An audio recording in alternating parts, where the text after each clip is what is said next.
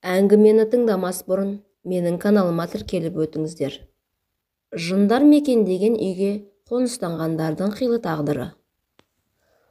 Ауыл іргесінде жапсырмалас, тығыз қоныстанған өзге үйлерден сәл оқшаулау жалғыз там тұр. Бұл үйге онша-мұнша адам жолай бермейді.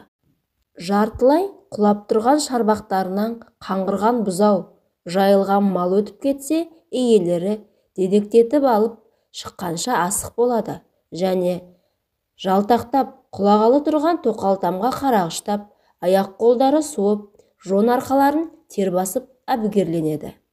Бұл үй туралы алып қашпа әңгіме көп. Ауылдың көнегөз тұрғындары осы үйді мекен еткен жандардың түрлі жолдармен бақытсыздыққа ұшырайтынын біледі. Өткен ғасырда соғыстан соң тұрғызылған бұл тамды кімдер мекен етпеді десеңші? Ең әуелгі иесі беймәлім болғанымен, осы бертінде 20-30 жыл бұрын болған уақиғалар жұртшылықтың көбінің жадында. Алдымен еске түсетіні Айнұрдың тағдыры. Бұл қыз совхоздың асханасында аспазшы болатын. Көркіне мінезі сай, әдемі бойжеткен еді. Өзі балалар үйінде тәрбиеленген. Баратын жері болмағандықтан ауыл сыртындағы үйге қоныстанды. Содан соң күрт өзгерді. Өз-өзімен күбірлеп сөйлесетінді, одағайланып бөлек жүретінді шығарды. Бір күні жұмысқа уақытылы шықпаған оны қызметтестері үйінен өліп жатқан жерінен тапты. Өз-өзіне қол салған деді білетіндер. Содан бері бұл үйді халық кейде Айнұрдың үйі деп те атайды. Одан кейін мұнда қоныстанған тағы бір отбасы қапелімде қайғы жұтты. Төрде ілулі тұрған аңшы мылтығын алып ойнаған жасөспірім жеткіншек кішкентай қарындасын қақмаңдайынан атып өлтіріп алды. Содан соң олар белгісіз бақытқа көшіп кетті. Осыдан кейін бұл үй 10 шақты жыл бос тұрды. Күндердің күнде оны ерлі-зайыпты екі кезбе мекен ете бастады. Қашан көрсең қызу, тіпті мас болып жүретін олар ел-жұртқа жалданып, сылақ-сылап, пеш сылап күн көретін. Бірақ көп ұзамай екеуі ішіп алып керісіп, күйеуі әйелін өлтіріп тынды. Еркекті ауданына милиция алып кетті де, қайтып ол туралы естіген немесе оны көрген адам жоқ. Бұл шамамен 30 жыл бұрынғы жағдай. Содан бері бұл үйде ешкім тұрған емес. 30 қыз, от жағылмаған үй ылғал тартып, көгеріп құлау керек еді. Мынау әлде бір бетбақтықпен безірейген қалпы міз бақпайды. Бірде бұл ауылға жас маман дәрігер жігіт жолдамамен келді.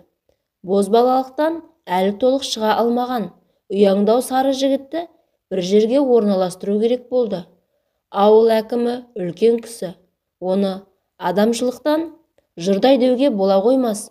Өзінің бірі ойда, бірі қырда жүрген 4 баласы бар. Жасы 50-ден асқан кәдімгі қарапайым еркек. Шойын қара, тығыршықтай пысық, бәлкім аздап жемқорлыққа ебі бар. Қолында тұрған ен дүниені меншіктемей, қырастырып, талан-таражға салмай, өзін-өзі ұстап қалатын жан бұл дүниеде бар шығар. Ондай адамдардың қолына биліктің тиюі екіталай. Біз сөз етіп отырған әкімде жас мамандарға үй салдым деп есеп беріп, бөлінген қаражатқа ұлын үйлендіріп қойған. Сондықтан үй-жаймен қамтыласың деген уәдеге сеніп келіп тұрған жас маманды біреудің үйіне қоныстандыра алмады. Оған қалайда жеке үй табу керек. Ал бұл ауылдағы бос үй сол шошайып жалғыз тұрған тоқалтам Айгүлдің үйі болатын. Сондықтан әкім дәрігер жігіт ауылға келеді деген кезде жүрексіне отырып әлгі атағы жаман үйге кіріп көрді. Ол жалғыз бөлменің бұрышында тұрған кереуетті, ортасындағы үстелді көрді. Еденге киіз төселіпті, шаң-тозаң жоқ. Тіпті тоқаштың қоңырсыған иісі шығатын тәрізді. Әкімнің жүрегі алқымына тығылды. Бірнеше мәрте қарманып далаға атып шығады да ауылдың ортасында тұрған кеңсесіне жеткенше тоқтамайды. Көргеннен түйгені, ол үй иесіз емес. Онда біреу тұрады, бірақ ол адам емес. Адам болса, әкім білер еді ғой. Әкім адамдардың барлығын біледі. Осылай сандырақ ойлар тасқынына ие бола алмаған ол, діріл қаққан саусақтарын екемге әрең көндіріп, үстелдің астындағы коньякты шығарып, бөтелкенің аузынан қылқылдатып жұтады.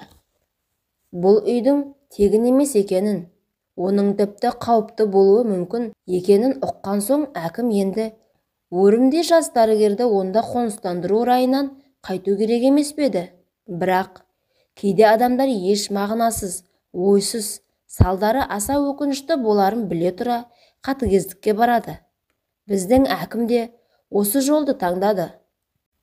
Ол ауылға келген дәрігер жігітті Тоқалтамға апарып, мынау жас мамандарға арналған үй, осында орналаса бер дейді де, бұрыла сала жөніне кетеді.